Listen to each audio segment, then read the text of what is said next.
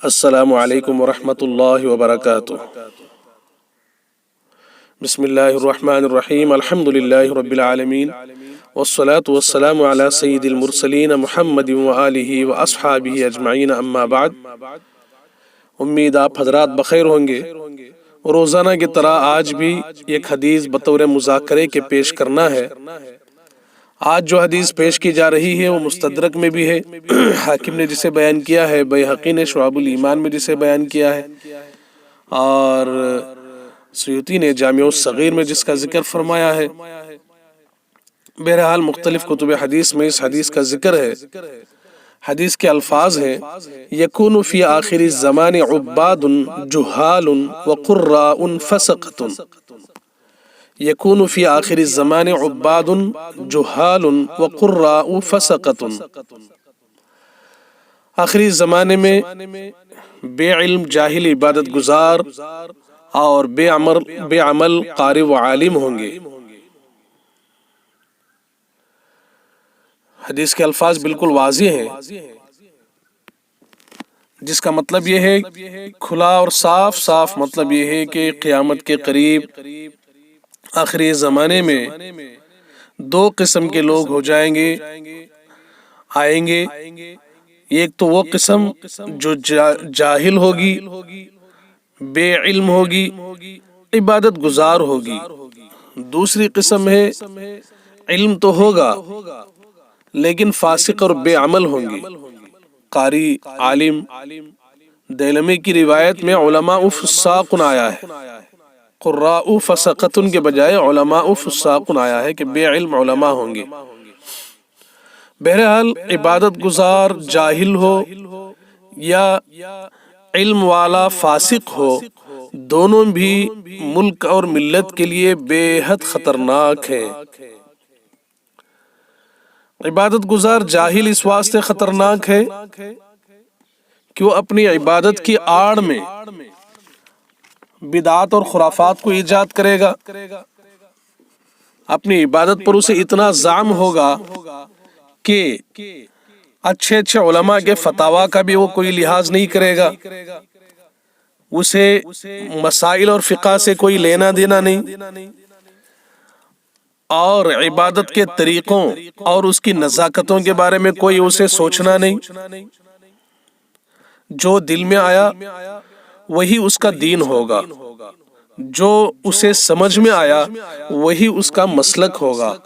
چونکہ اسے یہ زعم ہوگا کہ میں سب سے بڑا عبادت گزار ہوں، وہ دیکھ رہا ہوگا کہ میرے آس پاس رہنے والے کوئی اتنی عبادت نہیں کر رہا ہے جتنی میں کر رہا ہوں، تو چونکہ اس کے اندر میں پنا اور انانیت آ جائے گی، اس واسطے وہ ہر بات کو جو شریعت کی ہو ٹھکرانے سے پیچھے نہیں ہٹے گا۔ ٹھکرانا اس کے لیے آسان ہو جائے گا، اور جو بات اسے سمجھ میں آ رہی اسی کو وہ دین سمجھے گا، اور اپنے متبعین کو بھی بتائے گا کہ یہی دین ہے، اور اس کے متبعین اس کی عبادت کا رعب تو ان پر چھایا ہی ہوگا، وہ جو کہے گا اسے ماننے کے لیے تیار ہو جائیں گے۔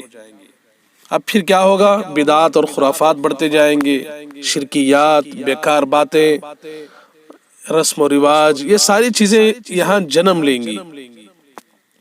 سب لوگ اسے بڑا مانیں گے تو وہ جو کہے گا اسے دین میں داخل سمجھیں گے۔ اب نتیجہ کیا ہوگا؟ اس کے برخلاف جو لوگ صحیح دین جاننے والے، سنتوں کا علم رکھنے والے، جب ان کے سامنے یہ بیان کریں کہ یہ چیز غلط ہے، شریعت کے خلاف ہے، سنت کے خلاف ہے، طریقہ نبوی کے خلاف ہے، تو پھر وہ سب ان کے مقابل میں آ جائیں گے، پھر ان کے ساتھ لڑائی جھگڑا، یہ ساری چیزیں یہاں سے جنم لیں گی۔ تو ملک و ملت کے لیے خطرناک ہونا کیسے ہوا؟ بالکل واضح بات ہے۔ تو دیکھا جا رہا ہے کہ آدمی علم نہ ہونے کی بنا پر ذکر کی آڑ میں پتہ نہیں کیسے کیسے خرافات ایجاد کر لیے ہیں، درود و سلام کی آڑ میں کیسے کیسے رسومات ایجاد کر لیے ہیں۔ جب ان سے کہا جاتا ہے کہ یہ چیزیں طریقے نبوی کے خلاف ہے تو پھر وہیں سے لڑائی اور جنگ شروع ہو جاتی ہے۔ اسی لیے آپ علیہ السلام نے فرمایا کہ یہ لوگ آخری زمانے میں ہوں گے، اور آخری زمانے میں ایسے لوگ ہوں گے تو بالکل ظاہر بات ہے کہ ملک و ملت کا کتنا نقصان کریں گے۔ پھر نتیجہ یہ ہوگا کہ ان کا ایک مستقل فرقہ بن جائے گا، جاہل صوفیہ کا مستقل فرقہ بن جائے گا، جن کے خاص خاص خرافات ہوں گے، خاص خاص شرکیات جن کے ہوں گے، اور ان کا مستقل یہاں تک بات پہنچ جائے گی کہ ان کے کپڑے الگ ہو جائیں گے اور ان کی چال ڈھال الگ ہو جائے گی، بالکل نمایاں نظر آئیں گے وہ اپنا ایک فرقہ بنا کر۔ ہاں، اس کے بالکل برخلاف جو صوفیہ واقعی اللہ کے محبوب اور مقرب بندے ہیں، جو واقعتاً عشق نبوی سے سرشار ہیں، جن کے اندر عشق نبوی صحیح معنی میں کوٹ کوٹ کر بھرا ہوا ہے، دعوے کی حد تک نہیں ہے، یہ لوگ اپنے علم کی بنیاد پر یا پھر صحیح مزاج کی بنیاد پر علماء سے تعلق رکھ کے صحیح بات تک پہنچیں گے، اور جو بات سنت سے ثابت ہے، طریقے نبوی کے مطابق ہے، اسی کی وہ اتباع کریں گے۔ تو نیک لوگ جو واقعتاً صوفیہ ہیں وہ ان سے الگ ہیں، ان کا طریقہ کار الگ ہوگا، بالکل ان کے وہی طریقے ہوں گے جو اللہ کے نبی علیہ الصلوۃ والسلام کے تھے۔ ان کی ہر ادا سے سنت سمجھ میں آئے گی، ہر بات سے سمجھ میں آئے گا کہ صحیح دین کیا ہے، یہ الگ ہے، یہ دین اور ملت کے محافظ ہیں اور یہ دین کے صحیح داعی ہیں۔ اچھا، دوسرا طبقہ جس سے ملک و ملت کو خطرہ ہے وہ ہے فاسق قراء اور علماء۔ علم تو ہے، قرآن بھی پڑھ لیتے ہیں، مگر عمل نہیں ہے، عمل اس حد تک پہنچا ہوا ہے خرابی میں کہ فاسق ان کو کہا جا رہا ہے۔ یہ بھی ملک و ملت کے لیے خطرہ ہے، کیونکہ ان کا فسق و فجور اور ان کی بے راہ روی اور دنیا سے ان کا بے حد تعلق ان کو یہاں تک پہنچا دے گا کہ یہ دین کے سلسلے میں تحریف کرنے، کسی مسئلے کو بدل ڈالنے اور ملک و ملت کے خلاف کہیں گواہی دے دینے اور ایسے کام کرنے سے پیچھے نہیں ہٹیں گے جو ملک و ملت کے لیے نقصان کی چیز ہے، جن کے ایک ایک فیصلے پر ملک و ملت کا برسہا برس کا نقصان ہو، ایسے فیصلوں سے بھی وہ پیچھے نہیں ہٹیں گے، اس لیے کہ ان کا مقصود دین نہیں ہوگا، ان کے علم کا مقصود دین نہیں ہوگا، بلکہ ان کے دین کا مقصود دنیا ہوگی۔ دنیا جہاں بھی حاصل ہو رہی، دین جائے کچھ بھی ہو جائے چاہے، اس سے ان کو کوئی پرواہ نہیں ہوگی۔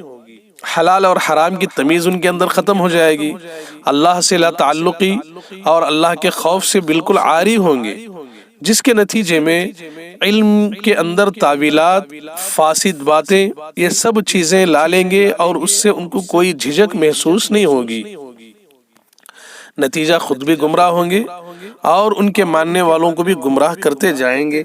آج ہم دیکھتے ہیں کہ خود ملک و ملت کے، قوم کے خلاف چند ایسے لوگ کھڑے ہو جاتے ہیں جو باقاعدہ تعلیم یافتہ ہیں، علم نبوی جنہوں نے پڑھا ہے، ایسے لوگ بعض مرتبہ ملک و ملت کے خلاف گواہی دینے، ملک و ملت کے خلاف بات کرنے، صحیح لوگوں کے خلاف بات کرنے پر کھڑے ہو جاتے ہیں، اور اس سے ان کو ذرا برابر جھجک نہیں ہوتی، بے محابہ وہ کہے جاتے ہیں، بے جھجک وہ کہے جاتے ہیں، وہ یہ نہیں سوچتے کہ ملک و ملت کا اس سے، ان کی باتوں سے کیا کیا نقصان ہو رہا ہے۔ چنانچہ آج کل جو ڈیبیٹ میں ملک و ملت کے خلاف بات کرنے والے ہیں، جن کے پاس علم نبوی ہے، اور ایسے علماء بھی آج ہم اپنے اس زمانے میں دیکھ رہے ہیں جن کے پاس علم نبوی ہے، جنہوں نے کبھی پڑھا تھا احادیث کو، قرآن شریف کو، قرآن شریف کی تفسیر کو، آج وہ ظالموں کا ساتھ دے رہے ہیں، ظالموں کی باتوں کو دین کا رخ دے رہے ہیں، ظالموں کی باتوں کی تعویلات فاسدہ ایسی کر رہے ہیں کہ سامنے والے کو یہ باور کرا رہے ہیں کہ یہ جو کچھ کر رہے ہیں وہ صحیح ہے، اس کے بالکل خلاف پوری مظلوم قوم یہ سب جو ہے غلط ہے۔ تو ظلم سہنے والوں کو غلط قرار دینا، ظلم کرنے والوں کو صحیح راستے پر قرار دینا، یہ بھی انہی لوگوں کا کمال ہے جن کے پاس علم تو ہے مگر خدا کا خوف نہیں ہے۔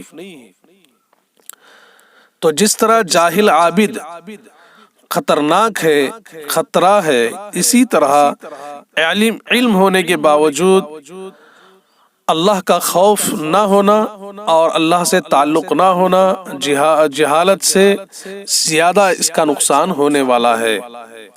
تو آپ علیہ الصلوۃ والسلام کے فرمان کے مطابق آخری زمانے میں ایسے لوگ ہو جائیں گے، اور یہ لوگ وجود میں آ چکے ہیں۔